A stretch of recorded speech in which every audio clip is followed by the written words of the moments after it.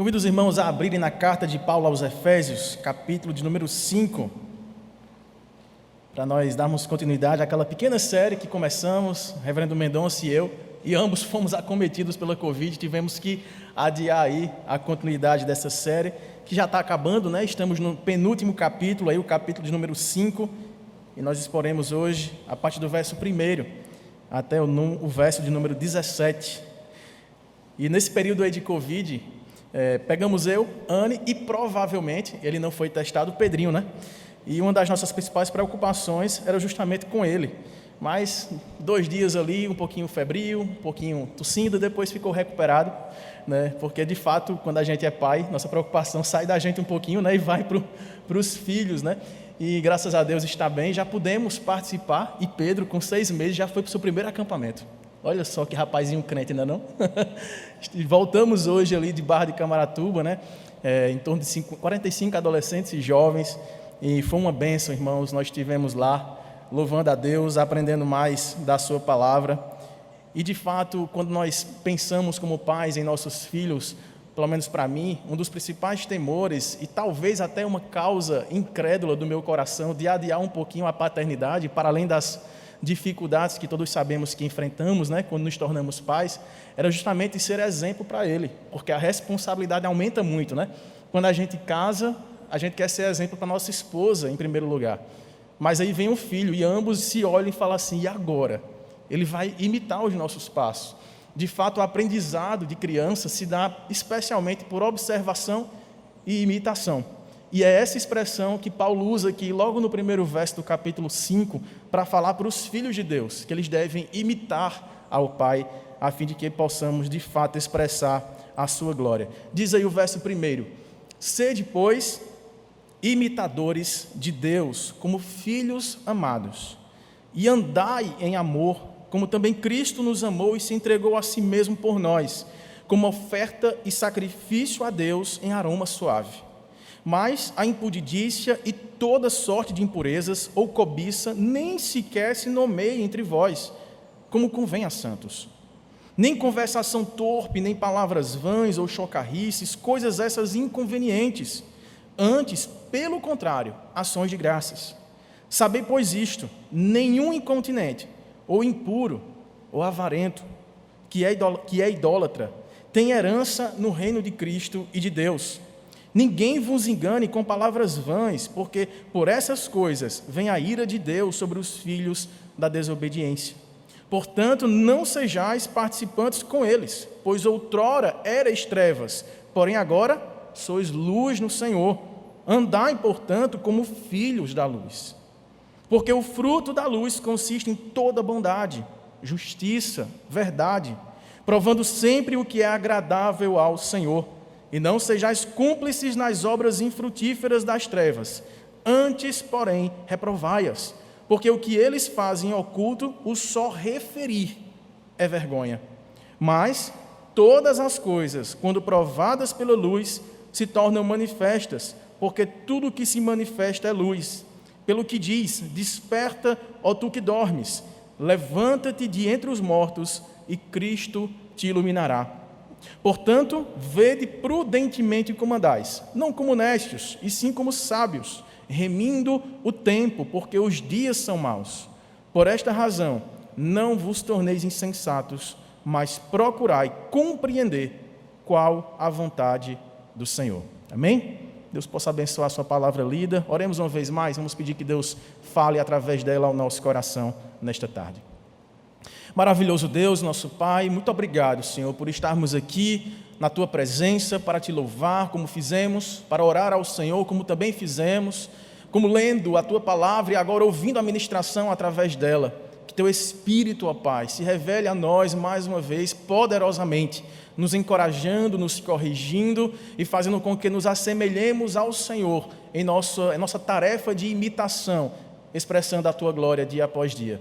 Fala conosco, ó Pai, apesar de quem prega, para a honra e glória do nome de Jesus Cristo. Amém e amém. Meus irmãos, o apóstolo Paulo está aqui, como vocês devem recordar, escrevendo a uma igreja que ele plantara há 10 anos. Ele esteve lá provavelmente ali na sua terceira viagem missionária, tendo ficado cerca de 2 anos nessa cidade de Éfeso, que era uma cidade importante da época, a capital da província ali da Ásia Menor, e ficava entre várias cidades importantes, era um entrecurso cultural e também religioso, muitas crenças misturadas, e Paulo observa que aquela cidade, aquela capital, seria estrategicamente uma bênção que a igreja ali nascesse e de lá outras pudessem ser formadas e plantadas também. Ele faz isso e passa-se esse tempo, ele planta outras igrejas e recebe então ali a notícia de que a igreja precisava ser novamente encorajada e consolidada nas doutrinas de Cristo. Portanto, ele escreve essa carta que, como nós vimos lá no primeiro capítulo, ele traz uma exaltação da eleição que Deus fez em Cristo do seu povo, que antes da fundação do mundo, Deus já tinha escolhido povos de toda língua, tribo e nação para formarem um só corpo, e essas pessoas juntas, elas seriam redimidas dos seus pecados, a fim de que fossem refeitas à perfeita imagem do Cordeiro de Deus, e fossem santas e irrepreensíveis perante Ele. No capítulo 2, nós vimos que isso tudo foi por graça.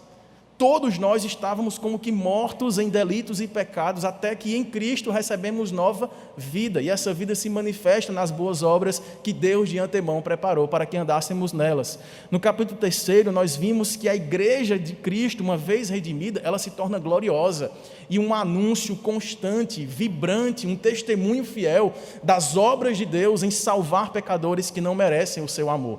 E aí no capítulo 4 nós vimos que esse amor unifica as pessoas nesse corpo, tornando-nos uma família, de modo que se um membro enferma, todos os demais sofrem, de modo que nós devemos viver juntos, para juntos expressarmos os propósitos salvíficos de Deus para as nações. E aí chegamos ao capítulo 5, porque uma vez que nós somos amados por Deus, devemos expressar esse amor uns para com os outros. E a primeira expressão que ele traz aí, obviamente esse verso primeiro está intrinsecamente ligado aos versos anteriores do capítulo 4, ele fala deste amor que cobre pecados. Se você voltar para o capítulo 4 aí, a partir do versículo 30, Paulo dizia para nós não entristecermos o Espírito de Deus, no qual nós fomos selados, preparados, reservados para o dia da redenção. Longe de nós toda amargura, cólera, ira, gritaria, blasfêmias e bem assim toda malícia.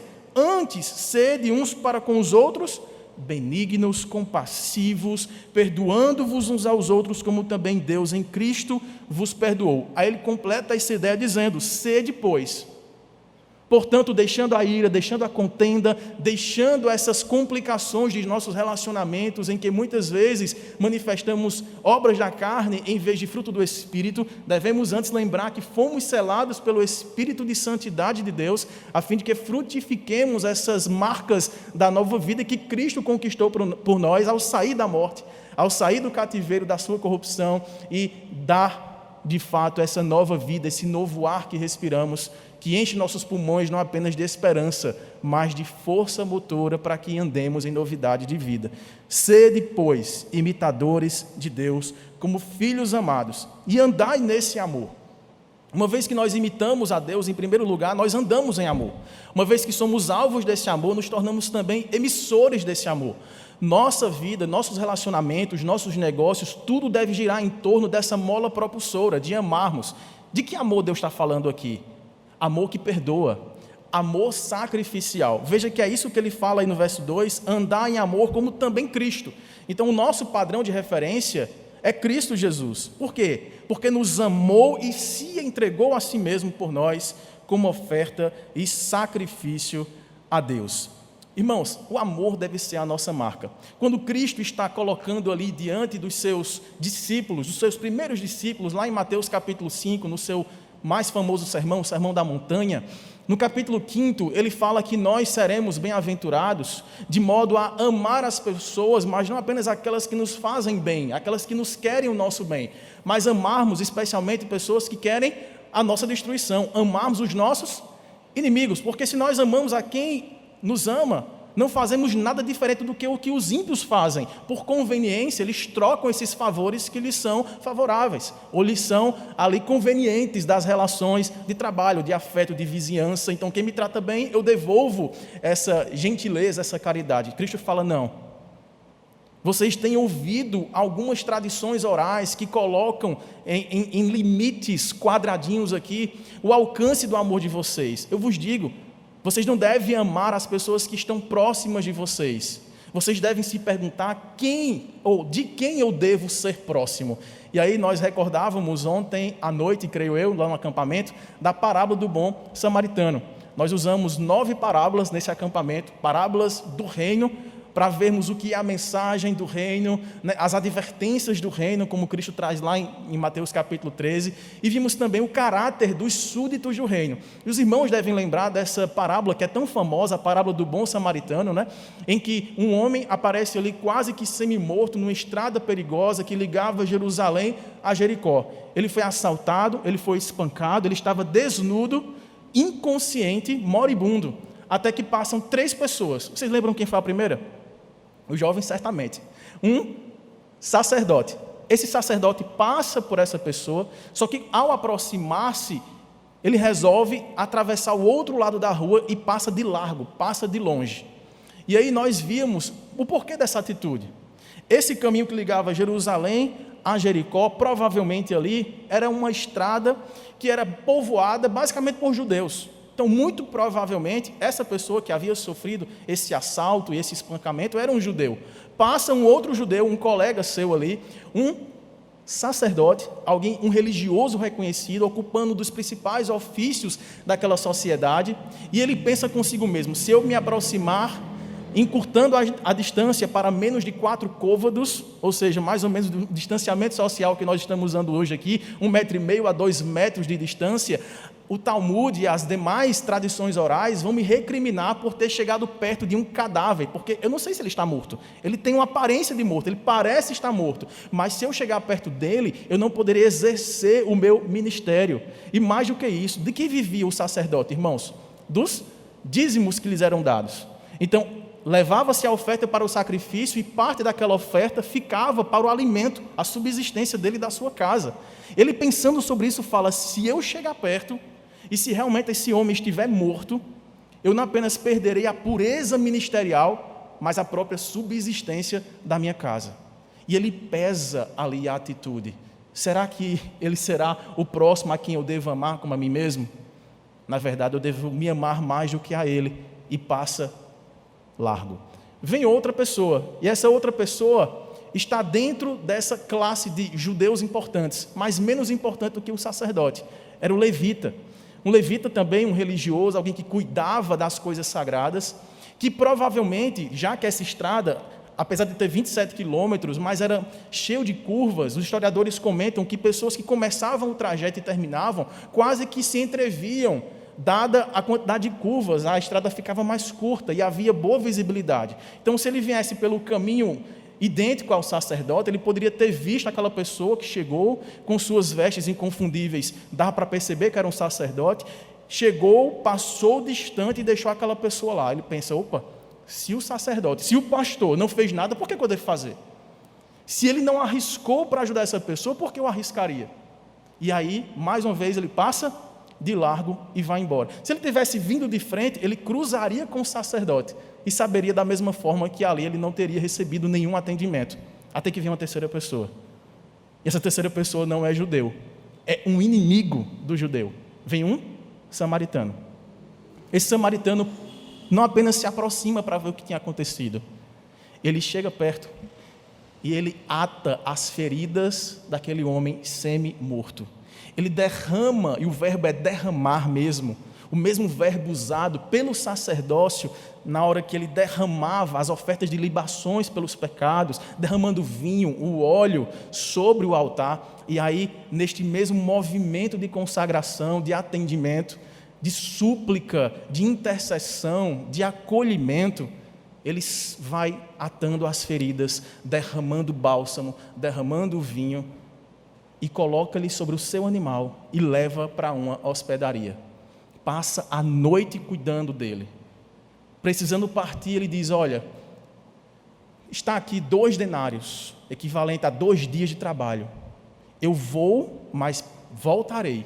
E se você, dono da hospedaria, gastar além disso aqui, eu pagarei tudo quando voltar. A preocupação dele não era apenas cuidar das necessidades urgentes. Ele estava pensando ali, porque se aquela pessoa que estava inconsciente não poderia ter nenhuma identidade possível, não poderia falar, talvez pelo dialeto, se ele viesse a falar, dava para se descobrir de onde ele era, tentar encontrar a sua família, ou mesmo pelas vestes daria para ter certo tipo de reconhecimento cultural e mais ou menos saber de onde ele vinha, mas ele estava desnudo, espancado e inconsciente. Então ele fala, se essa pessoa acordar, melhorar, como é que ele vai conseguir sair daqui? Como é que ele vai pagar a conta? Se tudo que ele tinha foi roubado, de duas uma, ou ele se tornará escravo da casa de hospedaria ou ele será preso. Logo, ele deixa ali uma entrada, um valor ali para garantir o serviço por 2 dias e prometendo voltar para pagar tudo o mais que fosse necessário. E aí Cristo termina respondendo ao doutor da lei que lhe perguntara a quem eu devo amar, qual deve ser o alvo do meu amor, quem é o meu próximo? Jesus pergunta, quem foi o próximo do homem que estava em necessidade? O doutor responde, aquele que se aproximou e teve compaixão dele. Cristo fala, pois é, faça isso e viverás. O amor, irmãos, para o qual nós somos chamados, não é um amor apenas teórico, que sabe explicar as coisas, que sabe pontuar os princípios.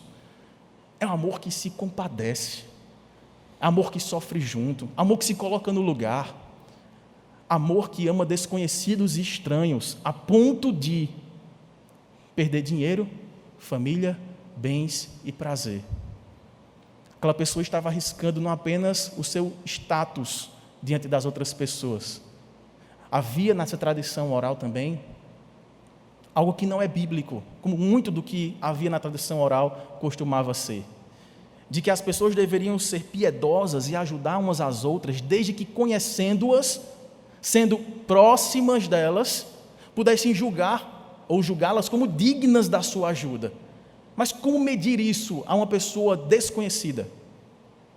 O risco que aquela pessoa estava levando sobre si, tanto o sacerdote como o levita e agora o bom samaritano, seria de ajudar uma pessoa desconhecida, talvez um fugitivo, talvez um delinquente. Quem era aquele homem? Esse bom samaritano, ele pensa sobre todo o custo envolvido.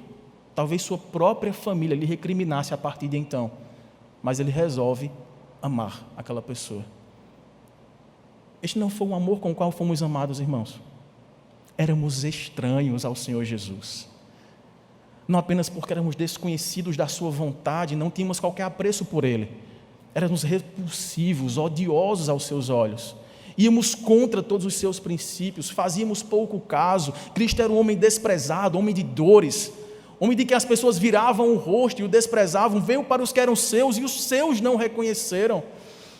Mas Ele desceu à nossa mais profunda cova de dor, de sujeira, de pecado, de imundícia, de dívida e pagou o preço do nosso resgate, sarou as nossas dores e pagou o preço para que chegássemos até uma hospedaria, não apenas uma qualquer na beira de uma estrada, com os riscos ali iminentes. Nos levou de volta para casa, nos levou para o Pai, nos acolheu em seus braços, nos deu um banho de santidade e nos colocou um anel, nos selando pelo seu Espírito para sermos dele eternamente. O que fazer agora que recebemos esse amor?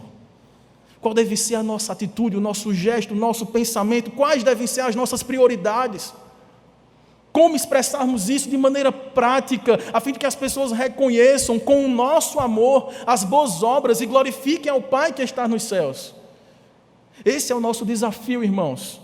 Há muito que ser feito, há muitas esquinas a serem visitadas, há muitos corpos semi-mortos ou mesmo mortos em seus delitos e pecados, necessitando de um braço, de uma mão, de um acolhimento que os arranque de lá e lhes coloque numa posição honrada e digna de uma imagem assemelhada à imagem de Deus.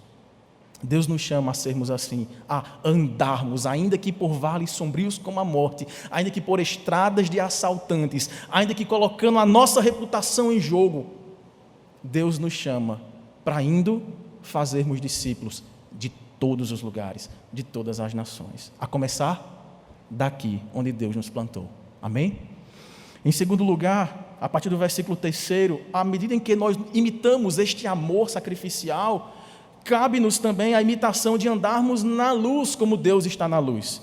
O versículo 3 até o versículo 14 é uma série de advertências práticas, assim como o é a segunda parte, especialmente desta carta, quando o apóstolo diz assim: mas a impudicícia, toda impureza, cobiça, nem sequer se nomeie, nem sequer se torne assunto entre vocês, como convém a santos, nem conversação torpe, nem palavras vãs ou chocarrices, coisas essas inconvenientes, antes, pelo contrário, ações de graças. Sabei, pois, isto: nenhum incontinente, ou impuro, ou avarento, que é idólatra, tem herança no reino de Cristo e de Deus. Aqui, meus irmãos, nos versos 3 e 4, uma clara referência ao capítulo anterior, verso 4, o capítulo 4, verso 29, quando ele vinha falando sobre algumas exortações acerca da santidade, especialmente do uso da nossa boca. Se nós amamos, andamos na luz. Se nós andamos na luz, todo o nosso corpo reflete pureza, santidade, que vem do Senhor que muito nos amou. Por isso, não saia da vossa boca nenhuma palavra torpe, e sim, unicamente, a que for boa para edificação, conforme a necessidade, e assim transmita graça aos que ouvem. O nosso testemunho, irmãos, ele nem pode ser meramente verbal, nem meramente gestual, nem meramente resumido a boas obras. Tem que ser completo. Aquilo que nós dizemos crer e testemunhamos uns para com os outros deve ser visto em nós, a fim de que a nossa fé receba o atestado de fé viva, assim como o Tiago já tinha nos advertido. Porque se nós temos uma fé que é inoperante, essa fé não está sadia, ela não age, ela está morta. Aqui, quando o apóstolo Paulo chama a nossa atenção, a fim de que nós possamos nos livrar das impurezas, ele fala: olha, e cuide não apenas para não praticá-las, mas para nomeá-las. Quantas vezes somos tentados em nosso ambiente de trabalho, nossas repartições aqui, aqueles que são servidores públicos, servidores privados, na nossa casa, nossa vizinhança, nos jantares familiares com pessoas que ainda não creem no Senhor Jesus como nós, quantas vezes somos tentados a participar das mesmas piadas, das mesmas conversas, das mesmas aventuras sexuais alheias ao casamento, e muitas vezes nos constrangemos, mas talvez não a ponto de deixarmos aquele ambiente e manifestarmos a luz que dissiparia as trevas. Nem sequer se nomeie entre nós as conversas, as curtidas em postagens. Quantas vezes, irmãos, postagens são curtidas, talvez pela legenda ou pela foto. Hoje em dia, muito mais pela foto, quase ninguém lê legenda. Mas leiam as legendas. Quantas vezes as pessoas postam uma imagem de uma paisagem, de uma flor, de alguma coisa assim que chame a sua atenção, mas na legenda ela está indo contra aquilo que você crê e contra aquilo que você busca viver, e recebe de você a curtida, o apoio e o comentário com coraçõezinhos. Algumas pessoas são mais astutas e elas colocam fotos sensuais e tentam santificá-las com algum tipo de legenda, citando um versículo sobre as belezas da criação. Nem sequer emprestemos olhos, ouvidos, coração. Sabe o que é isso, irmãos? Não apenas testemunho, proteção do nosso coração. Porque aquilo que nós expressaremos, aquilo que nós falaremos, dirá respeito ao que está cheio o nosso coração, o que é que tem entrado pelos ouvidos, pelos nossos olhos, e o que é que tem saído. Observe como está o seu linguajar.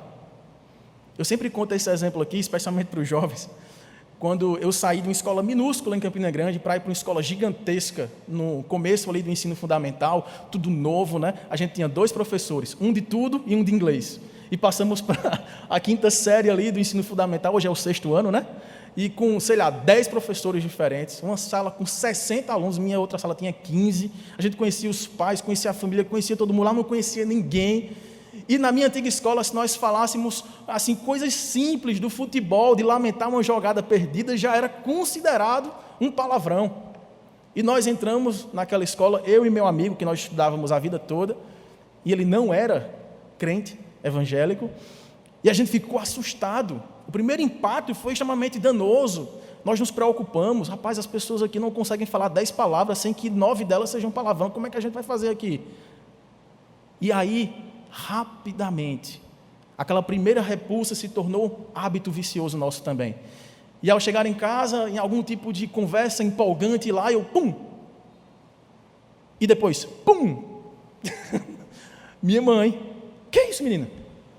Aí ali a gente se tocou. Fui compartilhar com meu amigo disse, aconteceu a mesma coisa comigo. Como é que a gente vai fazer aqui? Vamos criar uma brincadeira. Se um ou outro chamar qualquer tipo de palavrão, inclusive aqueles simples que a gente considerava na outra antiga escola, o outro vai ter o direito, né, de descontar e aquecer o couro do outro. Até que a gente diga uma senha, uma palavra secreta entre nós, que é a senha para parar né, esse lembrete de impureza de nossos lábios. Foi uma forma que a gente encontrou, irmão, para proteger o nosso coração. Sem falar de toda aquela intensidade de conversas imorais de crianças de 12 anos. E que nos corredores se tornou comum, normal. E algumas aventuras sexuais prematuras, já sendo compartilhadas e contadas com todo vigor. E às vezes a gente estava comentando sobre isso, rapaz, tu viu, fulano fez isso. Nem sequer se nomeie entre nós. É uma luta, irmãos. Porque se você observar a partir do versículo 6, há uma pregação contrária àquilo que nós cremos o tempo todo. Nós estamos o tempo todo sendo tenazmente assediados, como diz o autor aos Hebreus, capítulo 12, pelos pecados, né, que certamente mexerão conosco. E a gente tem que preparar o nosso coração para isso, preparar os nossos ouvidos, preparar os nossos olhos e ungir a nossa boca. Diz o verso 6, ninguém vos engane com palavras vãs, porque por essas coisas vem a ira de Deus sobre os filhos da desobediência. Tais obras testificam que essas pessoas são filhos da desobediência. Portanto, não participem disso com elas. Pois outrora, em outro tempo, vocês eram trevas como elas, porém agora sois luz no Senhor. Andai, pois, como filhos da luz, porque o fruto da luz consiste em toda bondade, justiça, verdade, provando sempre o que é agradável ao Senhor. E não sejais cúmplices nas obras infrutíferas das trevas, antes, porém, reprovai-as. E eu me lembro aqui, irmãos, de 1 João, capítulo 1, um texto que frequentemente nós lemos aqui, em nosso momento de contrição e confissão, a partir do verso 5, quando João diz assim, ora, a mensagem que da parte dele temos ouvido e vos anunciamos é esta, que Deus é luz, e não há nele treva nenhuma. Se dissermos que mantemos comunhão com ele e andarmos, porém, nas trevas, mentimos e não praticamos a verdade. Se, porém, andarmos na luz, como ele está na luz, mantemos comunhão uns com os outros, e o sangue de Jesus, seu Filho, nos purifica de todo pecado.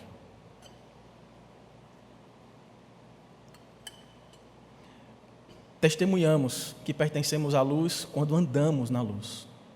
Não apenas como compreendemos o que está na luz, quais as características de quem vive na luz. É quando experimentamos o que é viver andando na luz. Nesse mesmo texto aqui da primeira carta, ele fala, filhinhos, capítulo 2, eu digo estas coisas para que vocês não pequem, mas se vocês pecarem, porque apesar de viverem na luz, vocês ainda são pecadores, temos um advogado. Ele é fiel, ele é justo, ele não apenas nos perdoará, mas nos tornará brancos como a neve, nos purificará de novo.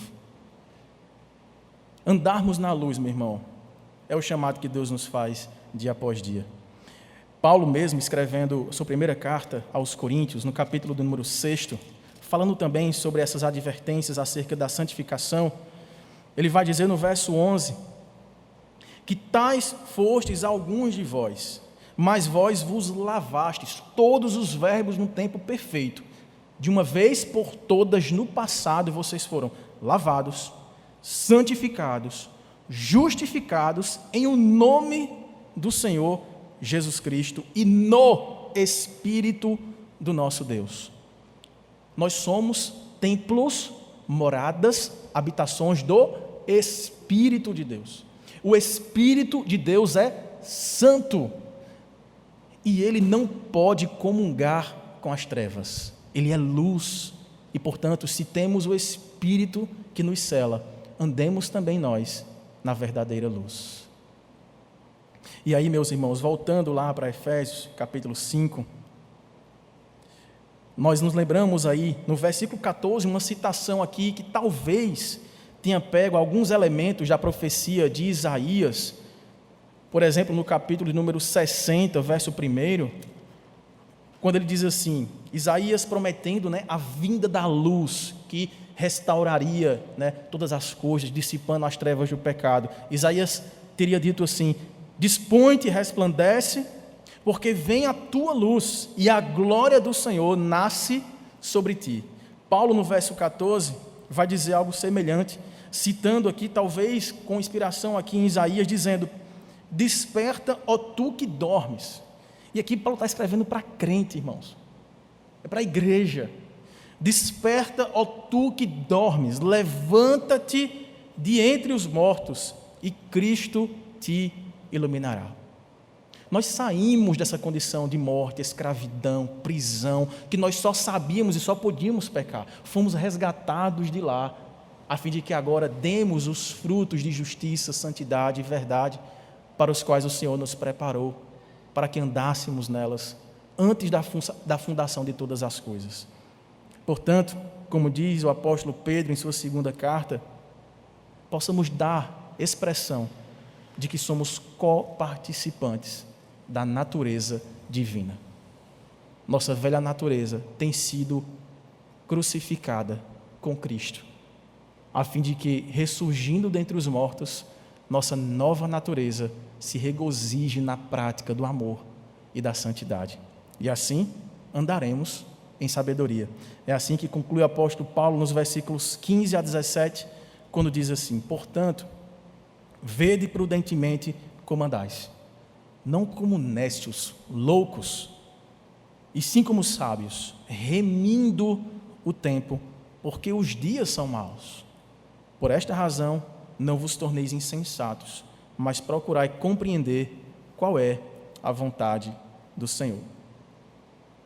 Precisamos de sabedoria. Os dias são maus. Se na minha realidade de escola, que já faz um tempinho, viu? Já era difícil. A minha mãe, que foi diretora de escola pública de crianças em Campina Grande, contava coisas para a gente que a gente não acreditava. Crianças de 5 anos, indo ao banheiro com um coleguinha. A gente não tem ideia, irmãos, da nossa realidade, quão desafiadora tem sido. Sabe quem é que Deus chama para remir o tempo, esse tempo difícil, esse tempo mau, esse tempo de tanto egoísmo, de tanta lascívia, luxúria?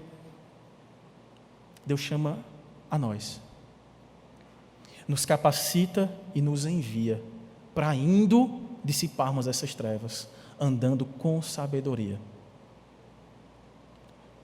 Não sei se você pede sabedoria, mas quando minha mãe me repreendia em minhas traquinagens, minhas desobediências, ela sempre dizia assim, Kilvin, você precisa pedir sabedoria a Deus, meu filho. Às vezes você fala demais na hora que não deve falar, você quer argumentar, e às vezes você precisa argumentar e você foge, você se cala. Você tem que aprender a sabedoria de Deus. De manhã, como é que eu aprendo isso? Ela, peça a Deus. Tiago capítulo 1, verso 5. Se alguém não tem sabedoria, peça a Deus, que a todos dá liberalmente, e nada lhes impropera. Os dias são maus. Muitas vezes nós, como pais, filhos, não sabemos agir. A gente fica com medo, com dúvida, não sabe para onde enviar o filho, não sabe como é que faz. E Deus, irmãos, nos manda descansar nele, tendo sabedoria para tomar as melhores decisões, confiar no Senhor que é por nós, que tem nos esmerado, não apenas no conhecimento da sua vontade, mas na prática da sua vontade.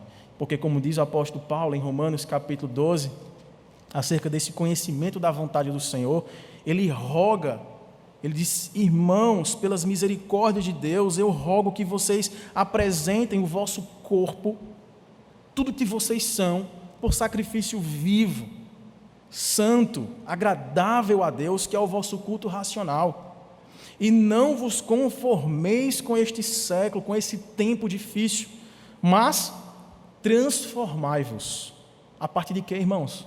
Pela renovação da vossa mente, pela sabedoria do alto, para que experimenteis qual seja a boa, agradável e perfeita vontade de Deus. A vontade de Deus foi revelada, está diante de nós. Façamos uso, meditemos. Como diz o salmista, se dirigindo primeiramente a jovens no Salmo 119, como jovem preservar puro o teu coração? E ele fala, conhecendo a vontade do Senhor, se deliciando na revelação da Escritura. Façamos isso, a sós e com os nossos. Oremos, labutemos, possamos expelir de nossos vocabulários palavras torpes, nos engajemos em sermos santos, porque somos santos no Senhor Jesus. O Espírito Santo, irmãos, é aquele que ministra ao nosso coração e nos capacitará a fim de que cumpramos o bom propósito para o qual o Senhor nos chamou, sermos bons filhos, bons pais, bons cidadãos. Aqueles que imitam, andando por trás, tentando encaixar os pés nas pegadas do seu pai, aprendendo por observação da vida do perfeito varão e buscando imitá-lo. Certamente, este Espírito que nos selou é aquele que também nos capacitou. Quando cairmos, quando falharmos, corramos para junto do Senhor, seremos perdoados, seremos purificados. Amém? Vamos orar?